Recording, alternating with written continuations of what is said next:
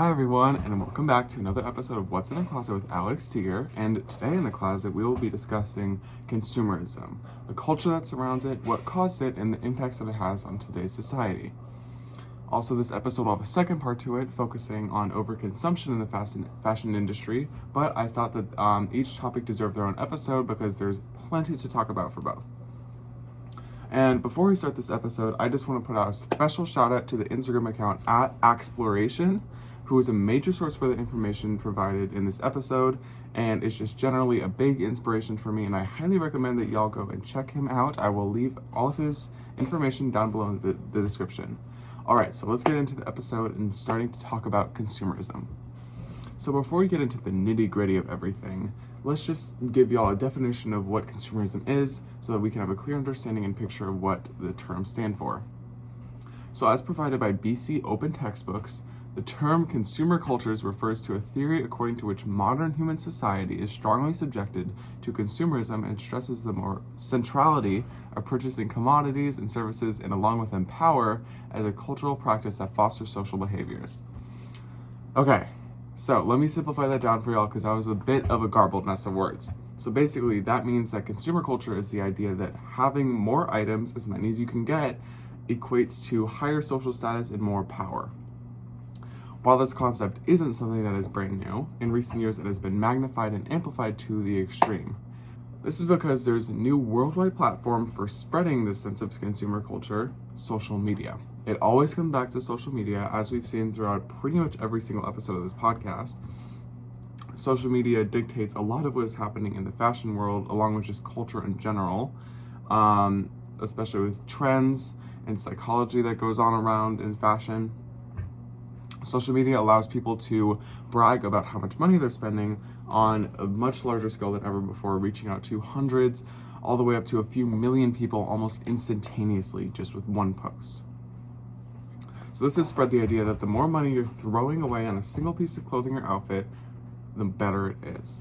This culture of spending as much money as you can simply for the purpose of showing it off, it goes hand in hand with hypebeast culture, which we will talk about more later, and took consumerism to a whole new level. So let's backtrack a little bit. Let's go all the way back to the beginnings of consumerism, throwing it back to the 18th century when the Industrial Revolution and imperialism was happening. With imperialism, colonies were made all across all the continents all over the world to provide raw materials for the wealthier nations in Europe who were industrializing at this time and needed materials to feed the factories. So out of these factories, goods were being produced at a rate that was never seen before, for much cheaper prices, much wider availability, and also a much greater difference in products. So there was many different kinds of products versus just like a few different set ones. So this was the very beginning for consumerism because this was the first time consumerism had a market to thrive in.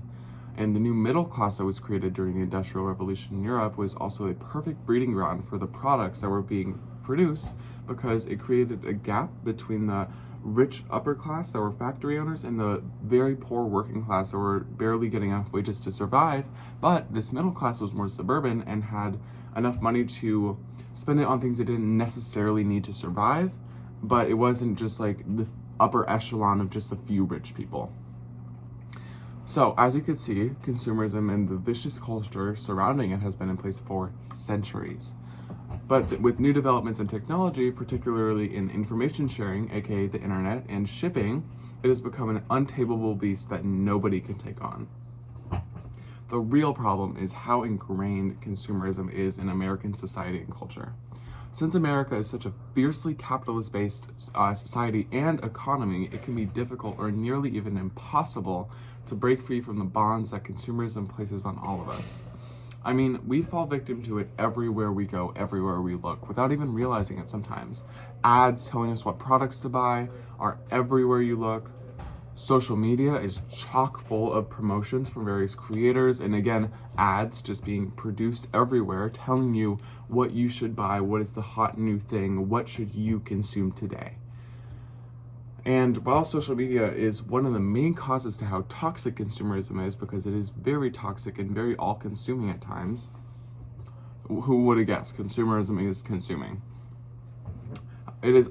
Social media is also a great example of how to visualize consumerism. Because it's such a big concept and like big words like that can be hard to actually visualize and see what it means in real time. But social media provides a perfect example of how it's happening in day to day. So one of the main things that you can see this in is with fit checks. So not every fit check falls into the vicious consumerism of it all, but specifically the kind where it's asking you, how much did your outfit cost? So in these types of videos, the main focus is running through every single piece of clothing and saying exactly how much it costs, just to flex if you're wearing a name brand, or to look like you're poor if you're not. And this is a very common kind of video that you can see everywhere, and it really adds a lot of pressure to the situation of, like, because it adds a lot of pressure to the situation because peer pressure is also a very big factor in how consumerism is spreading and having such a chokehold on all of us. An example of one of those fit check type videos that I saw and thought was very relevant for this episode, it was a kid no older than 13 or 14 at SneakerCon who was being asked, how much does your outfit cost? And he was wearing just as many clothes as he could wear, and it was not cute. It was just throwing stuff on top of each other. And the total outfit was thousands and thousands of dollars, which no 13, 14-year-old should be having that type of clothing that young. And he was congratulated by people when they saw how much his outfit cost. This honestly makes me a little bit sad because this type of content really shows how this culture and all these influences are impacting the youth of today. Teaching them that the way to be popular or cool is by spending ridiculous amounts of money on something you may not like at all in 6 months, a year, 2 years, when that trend or fad has gone away. And you should be buying clothes sustainably with clothes that you actually are going to like for a long time. And speaking of sustainability, this lifestyle is not sustainable. While all you may see on social media is people flaunting how much money they have or what expensive items they have, behind the scenes, all of those people have bills to pay, all of those people have rent to take care of, and a lot of those people have families to take care of on top of that. So there's a whole range of expenses that being human and living in anywhere has for you, and living this type of lifestyle where you're buying luxury designer clothes all the time is frankly not going to work out for the majority of people. And because this type of environment is so full of so much competition of who can have the drippiest outfit, it's a never-ending game with no real winner, because the only real winners are the very upper top 1% that can actually keep up with this, but it's the top 1% for a reason. Most people are not at that level of living. So, as we wrap up this episode, I just want to leave all my listeners and viewers thinking, is it really worth it? Is it worth it to throw all your money away into something so shallow and just vying for attention? Is it worth it to spend more time worrying about how people walking down the street are seeing you or seeing what's on you rather than you?